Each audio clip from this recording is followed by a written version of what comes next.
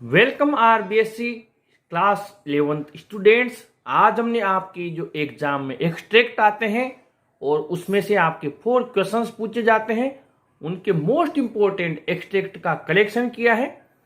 पहला हमने आपकी फोटोग्राफ पोएम है, उससे आपका एक्सट्रैक्ट लिया है। ये ऑल से लेकर पीठ तक की हमने आपकी लाइंस ली है। और इसमें जो पहला क्वेश्चन है, why did the girls stand still, यानी लड़कियां एक जगह टरी हुई क्यों हैं, एक ही मुद्रा में क्यों खड़ी हुई है।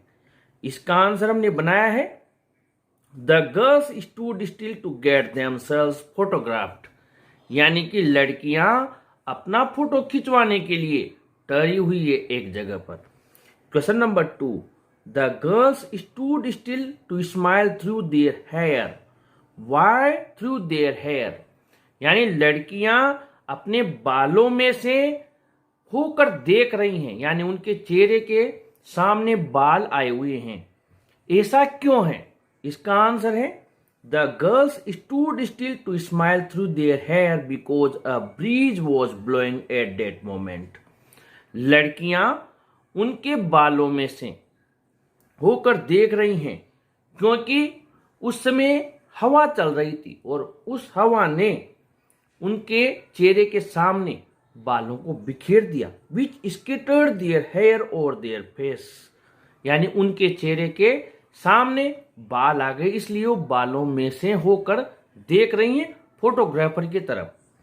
Question number 3, what does the poetess mean by there terribly transient पीठ, यानी कि कवित्री का उनके भयानक रूप से जो ट्रांजिएंट यानी क्षणिक अस्थायी पैर हैं, इससे क्या तात्पर्य है? आंसर है, the poetess means to say that human beings are momentary and short lived.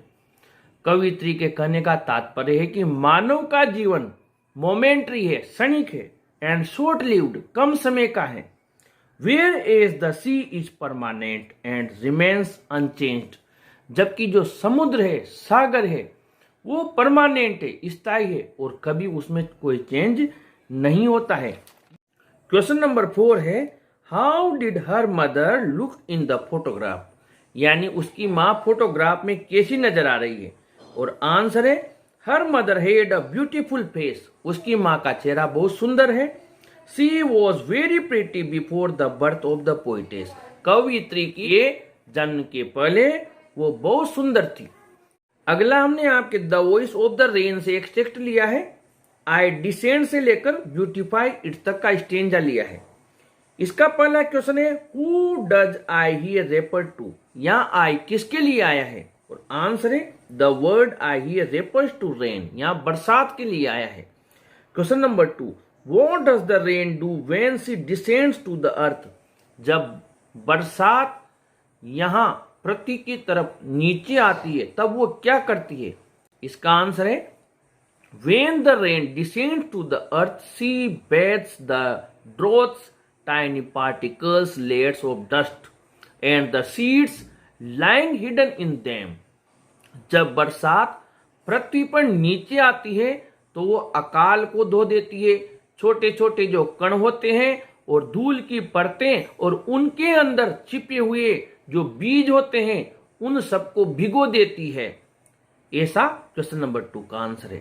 Question number 3, how does the I give life to its origin, जो आई वर्ड यहां लिया गया है वो अपने जन्म स्थान को किस प्रकार जीवन प्रदान करता है? आंसर है, यहां आई हमें पता है द रेन के लिए लिया है, तो आंसर है, the rain sprouts the seeds lying hidden in the layers of dust. जो बरसात होती है वो धूल की परतों में दबे हुए जो बीज होते हैं उन्हें अंकुरित कर देती है। It also gives life to all the plants and animals of the earth, ये पृथ्वी पर जितने भी पौधे हैं, जानवर हैं, उन सबको जीवन प्रदान करती है। आगे बढ़ते हैं क्वेश्चन नंबर 4 में, right the name of the poet, यानी इस कविता के कवि का नाम। तो आंसर है, the name of the poet is Walt Whitman. और write the name of the poem, तो आप आंसर लिखे, the name of the poem is the voice of the rain. आगे बढ़ते हैं। हमने जो आपका थर्ड स्टेंजा लिया है मोस्ट इंपोर्टेंट, वो आपके चाइल्डहुड पोएम से लिया है।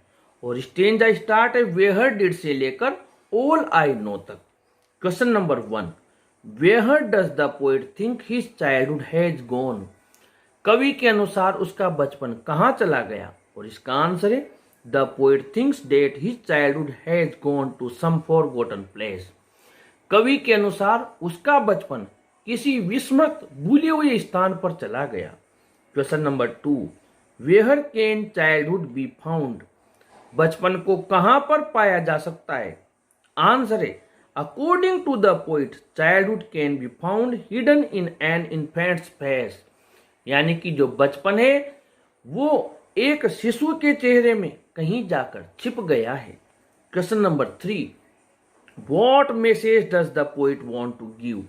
कवि इस कविता के माध्यम से, इस एक्सट्रैक्ट के माध्यम से हमें क्या संदेश देना चाहता है? आंसर है the poet wants to give a message that the innocence of childhood stage as long as one is an infant.